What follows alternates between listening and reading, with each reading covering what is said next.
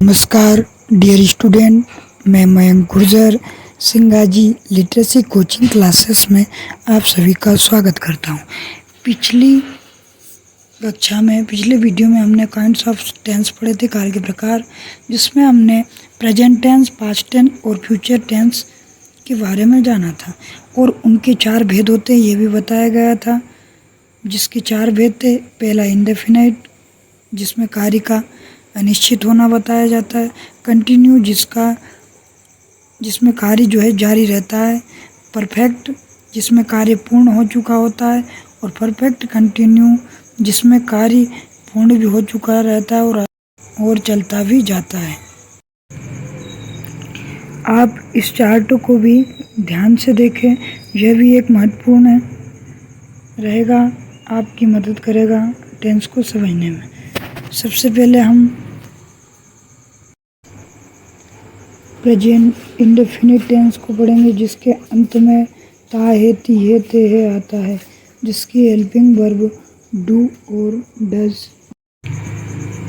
अब present indefinite tense पढ़ेंगे हम, लेकिन प्रेजेंट इंडेफिनिट टेंस पढ़ने से पहले हम इस वीडियो में एस, ईएस और आईएस किस वर्ब के साथ कब और क्यों और कैसे लगाएंगे इसे समझ लेते हैं, ताकि हमें इंडेफिनिट टेंस पढ़ने में, प्रेजेंट इंडेफिनिट टेंस पढ़ने में कठिनाई ना हो। तो आइए शुरू करते हैं।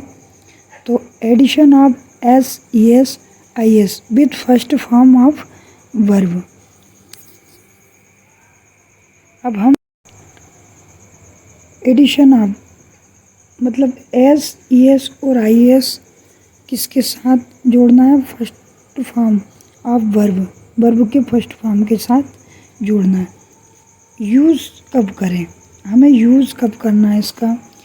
तो यूज़ जब भी हम सिंपल प्रेजेंट टेंस देखेंगे, जब भी हम सिंपल प्रेजेंट टेंस पढ़ेंगे, और सिंपल प्रेजेंट टेंस में भी अफर्मेटिव सेंटेंस होगा। जब हम प्रेजेंट सिंपल या सिंपल प्रेजेंट या प्रेजेंट इंडेफिनिट पढ़ेंगे तो उसमें अफर्मेटिव सेंटेंस में इसका प्रयोग होगा। और कब होगा? जब सब्जेक्ट कैसा होना चाहिए? कर्ता जो है हमारा वो थर्ड पर्सन होना चाहिए। अब थर्ड पर्सन, जैसे थर्ड पर्सन अगर देखा जाए तो ही, शी, इट या किसी नाम की जगह लोकेश, कविता, कुछ भी हो सकता है। कोई भी थर्ड पर्सन सिंगुलर सब्जेक्ट हो, ठीक है। जब भी ही आए, शी आए, इट आए, सब्जेक्ट की जगह पे ये चीज़ आए या कोई नाम आए तो हमको वर्ब में एस, ईएस लगाना है। हम इसे एक एक से समझते हैं कि अब जैसे करता ही आया, शी आया, इट आया, तो किन वर्ब के साथ एस लगाएंगे, किसके साथ ईएस और किसके साथ आईईएस, इसे हम समझते हैं। तो अब हम जानते हैं रूल नंबर 1, किस वर्ब के साथ हम ईएस का प्रयोग करेंगे। तो वर्ब के साथ हम ईएस का प्रयोग कब करेंगे ये हम जानते हैं। तो जिस भी वर्ब के अंत में आपको O, X, Z, C H, double S और एस एच दिख जाए, किसी भी वर्ब के लास्ट में O, X, Z, C H, double S या एस एच दिखेगा तो हम इसमें ईएस का प्रयोग करेंगे। तो इसे हम और अच्छे से उदाहरण से उदाहरण के लिए कुछ जो है आपको समझाने के तौर पे कुछ उदाहरण लिए मैंने। जैसे पहला, लास्ट में अगर वो आएगा तो हम ईएस लगाएंगे। हमने पहले ही समझाया था कि ओ, एक्स, जेड, सी एच या एस एच या डबल एस आएगा तो ईएस लगाएंगे। तो जैसे गो में और डू में लास्ट में ओ आया तो हमने इन दोनों में क्या लगा दिया? ईएस। दूसरे में एक्स, फिक्स और मिक्स, ये दोनों वर्ब है, तो इन दोनों में लास्ट में एक्स आया तो हमने इसमें भी ईएस लगा दिया। इसी प्रकार जेड वाला देखें हम, तो जेड वाले में भुज, तो इसमें भी ईएस लगा दिया। फिर CH वाला देखें तो टीच, रीच और सर्च, इसमें भी ES लगेगा क्योंकि लास्ट में CH आया है। फिर SH जैसे वाश, विश और फिनिश, इन सभी में भी लास्ट में SH आया, इसलिए इसमें भी ES लगाएंगे लास्ट में। उसके बाद SS आया तो SS आएगा तो भी हम क्या लगाएंगे, ES। तो लास्ट में वर्ब पास, पास में लास्ट में S आया, क्रॉस में S आया और ब्लेस में भी SS आया, इसलिए हम इसमें भी क्या लगाएंगे, ES। तो कुल मिला के जिन भी वर्ब के लास्ट में O, X, Z, CH या SH या SS आएगा तो हमें उसमें ES लगाना है। ये हमने समझ लिया। अब हम बात करते हैं रूल नंबर 2 की। अब रूल नंबर 2 में देखें हम तो वर्ब के साथ IES का प्रयोग कब होगा, वर्ब में IES का प्रयोग हम कब करेंगे। तो जिन वर्ब का अंतिम अक्षर, जिस वर्ब में भी अंतिम अक्षर अगर भाई हो, क्या हो, भाई हो, एवं भाई के पहले, भाई से पहले क्या हो, कोई व्यंजन हो, कॉन्सोनेंट हो, तो क्या करते हैं, भाई को हटाकर आई लगाएंगे और ES लगा देंगे। तो कुल मिला के भाई को हटा के क्या लगा देंगे, IES। जब भी भाई के पहले अगर कॉन्सोनेंट आया तो भाई को हटाकर IES लगा देंगे। अब आप कहोगे कॉन्सोनेंट क्या होता है, तो हमने पहले भी पढ़ा था और भी मैंने नीचे समझाने के लिए स्लाइड पे दिया हुआ है।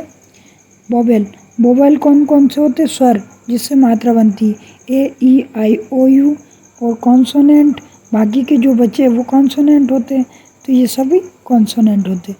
तो ये कॉन्सोनेंट जो है, इन सभी में से कोई भी आए भाई से पहले तो हमें भाई को हटाकर IES लगाना है। अगला हम रूल पढ़ते हैं तो तीसरा, अगले रूल को पढ़ने से पहले इसके कुछ उदाहरण देख लेते हैं ताकि हमें और अच्छे से समझ में आए।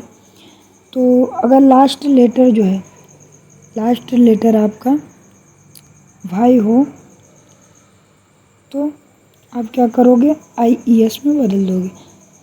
तो भाई के पहले क्या आया, L, जैसे फ्लाई लिखा है, फ्लाई में भाई से पहले L जो कि एक कॉन्सोनेंट व्यंजन है, इसलिए भाई को हटाकर IES लगा दिया। दूसरे में ट्राई, R आया, कॉन्सोनेंट है, तो इसमें भी भाई को हटाकर IES। क्राई में भी भाई को हटाकर IES, और बरी जो वर्ब है उसमें भी इसको हटाकर IES। तो ये हमने समझा।